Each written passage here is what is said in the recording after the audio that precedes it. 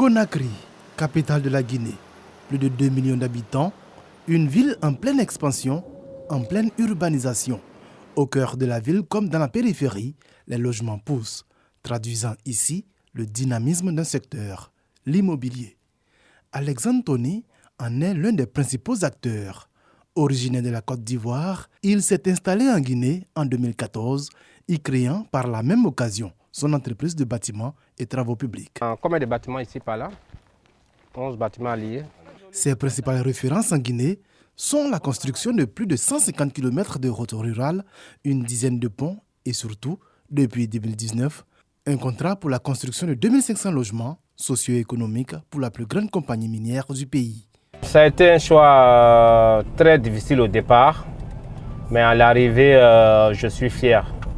J'ai fait quand même quelques pays de la sous-région, Mali, Ghana, Maroc. Et voilà, après qu'un ami m'a parlé de la Guinée-Conakry, que le pays a besoin des fils et filles et aussi des frères de la sous-région pour contribuer au développement. Donc c'est une manière aussi pour moi d'apporter mon aide à un pays frère. Apporter sa pierre à l'édification d'un pays en plein essor immobilier, un engagement que partage également un autre Ivoirien en Guinée, Yacine Kouadio.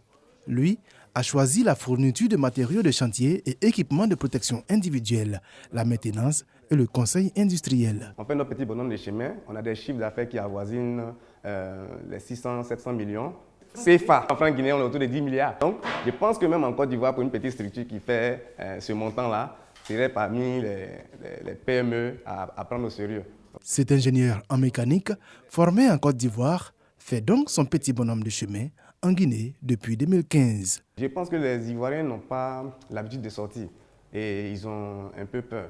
Mais quand ils sortent, ils ont quand même ils ont été bien formés. Ils peuvent s'adapter à plusieurs environnements. Pour lui, qu'on soit en Côte d'Ivoire ou en dehors, il faut savoir saisir les opportunités. C'est ce qu'a fait Mathieu Sadia, cadre ivoirien, mais dans un tout autre registre. Bonjour.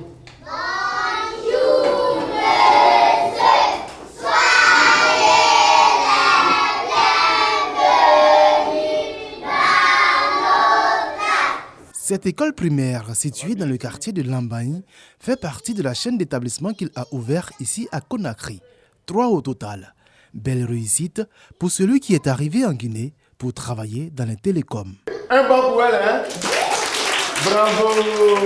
J'ai vu sur le terrain que les réalités au niveau de l'enseignement demandaient encore d'apporter un meilleur. Celui qui totalise aujourd'hui une vingtaine d'années de présence en Guinée et témoin de plusieurs changements sociopolitiques dans le pays, reste convaincu d'une chose, la fraternité entre les deux pays voisins qui facilite l'intégration et l'investissement.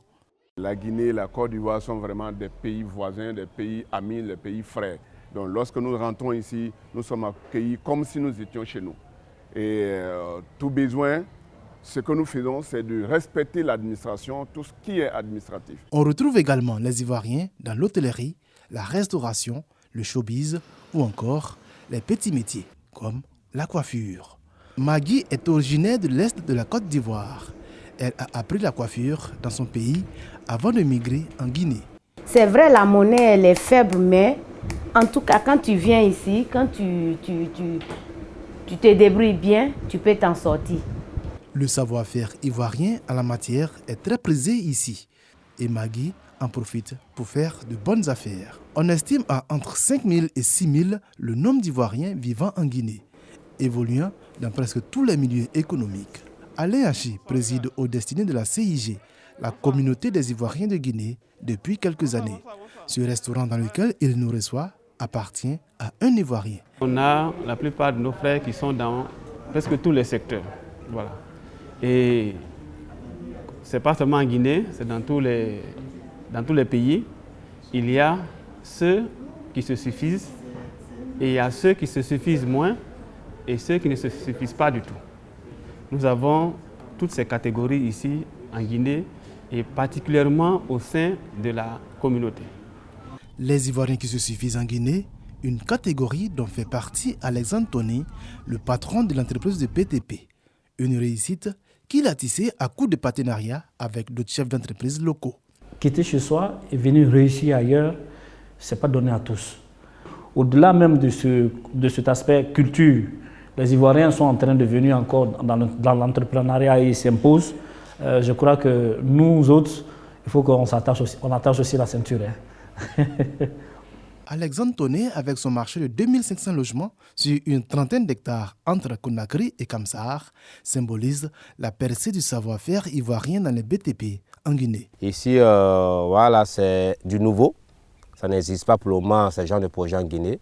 Voilà pourquoi j'ai hâte de lancer ce projet et voir le projet naître pour que dans l'avenir, envoyer aussi les prémices chez moi au pays pour voilà, continuer aussi l'œuvre que je veux faire. Retourner au pays pour présenter les fruits de son aventure à l'étranger, le rêve de tout expatrié. Cela équivaut surtout à relever un double défi. S'imposer d'abord à l'étranger, puis confirmer sur le sol ivoirien. Un rêve que caresse Toné Alexandre comme tous les autres Ivoiriens de Guinée.